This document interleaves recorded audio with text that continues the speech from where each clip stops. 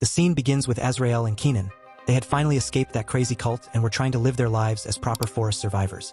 Everything was going relatively well, considering they were in the middle of nowhere, with no decent food and zero guarantees of safety, until Azrael heard a noise among the trees. Like any sensible person who had already had their fair share of trauma, she panicked, put out Keenan's fire, and started hyperventilating. Keenan, being the kind of boyfriend everyone would want in the apocalypse, comforted her gently, and Azrael returned the favor in the best way possible, with an improvised plant bracelet. They barely had time to appreciate the romantic moment because the noise returned. And it was a whistle. If there's anything worse than being hunted by religious fanatics, it's being hunted by religious fanatics with their own soundtrack. Their solution: a strategic separation. Of course, Azrael wasn't lucky. She was found by one of the cultists who, just to make things even more dramatic, punched her in the stomach before dragging her through the forest. And because misfortune never comes alone, she soon realized Keenan had also been captured. The two were thrown into separate trunks, and the cultists took different roads. Azrael tried to open the trunk, but unfortunately, this wasn't an action movie where the laws of physics always favor the protagonist. When the car stopped, she was taken to a clearing and tied to a chair while Josephine, the leader of the day, because apparently this cult has a very organized hierarchy, decided to cut her to attract a monster called the Burned One. Because, of course, when you're in the middle of nowhere, summoning a flesh-eating infernal being is the best idea. The ritual began, the wind blew, the cultists started panting like they were in the middle of an intense CrossFit session, and soon the Burned One appeared, ready for dinner. Azrael, who was definitely not interested in being the meal of the night, managed to break the chair and, in the middle of the chaos, stabbed a cultist in the neck with a piece of wood. The Burned One wasted no time and went straight for the unfortunate man, while Azrael made her escape. Later, after tending to her own wounds, because health insurance doesn't cover cult escapes, she was followed by another Burned One but managed to hide in an abandoned building. The monster didn't see her, but she probably reconsidered all her life choices at that moment. With the courage of someone who had survived all this and was still standing, Azrael tracked the cult's movements and found their camp.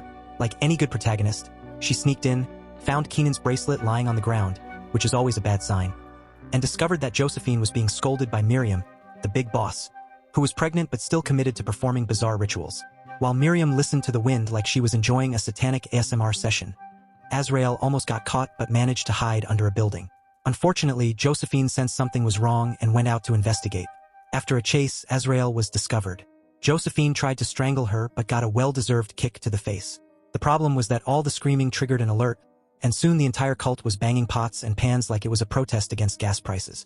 Azrael ran to the fence, tore her hands on the barbed wire, was almost pulled back, but in the end, managed to escape as bullets whizzed past her. The question was, where to run? Azrael was bleeding like a secondary character in a slasher movie, and of course, a Burned One started following the trail. Worse, another one appeared to make things more exciting. Luckily or unluckily for them, one of them tripped, and Azrael reached a road, where she almost got turned into roadkill by a truck.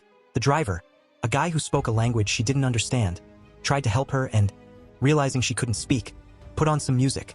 What should have been a moment of peace lasted about 5 seconds because, of course, a cultist appeared out of nowhere and shot the driver in the head. Azrael tried to take control of the truck, but with a dead body in the way, all that happened was the vehicle running over the shooter before violently crashing into a wall.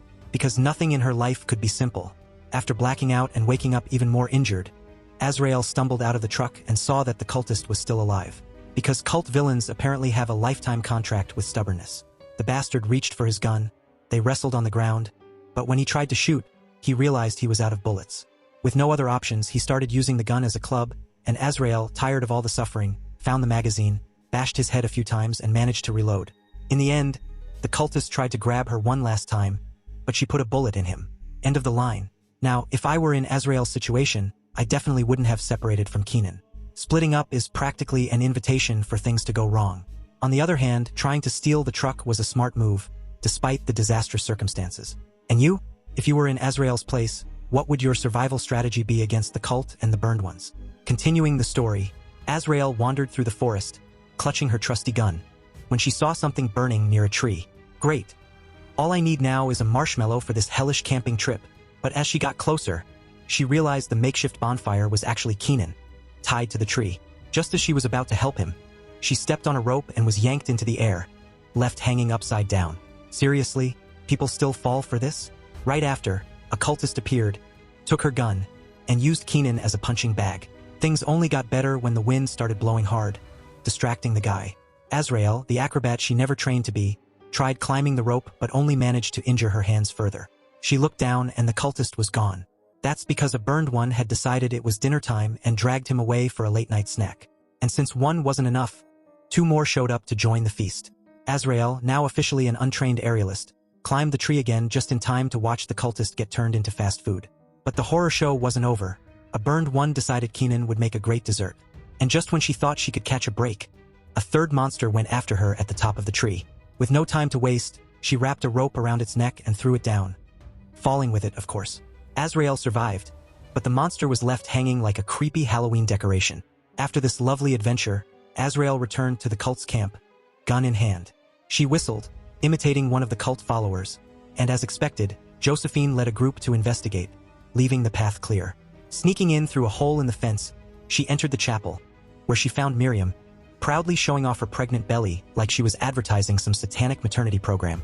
Azrael hesitated, and Miriam took the chance to disarm her, hitting her over the head with a pan. Seriously, a pan? Falling, Azrael accidentally scratched Miriam's belly. That was going to be a problem later. Meanwhile, the cultists dragged her to the forest, smeared their own blood on her face. Weird, but okay, and buried her alive. Just when it seemed like the end, a lantern lit up inside the coffin, revealing a tunnel. Azrael crawled through and found a burned one waiting for her, because of course it could never be easy. She ran back to the coffin, but instead of attacking her, the monster smelled Miriam's blood on her hand, roared in satisfaction, and left. Glad someone likes the perfume. Finally, she escaped, returned to the camp and found chaos. Miriam's tent was on fire, and the cultists were panicking. Well, at least part of the job was done. Now, the big question, will Azrael raise the baby or deliver it to hell? What would you do? I'd probably send it straight to hell. Before you go, make sure to subscribe and leave a like. See you in the next video.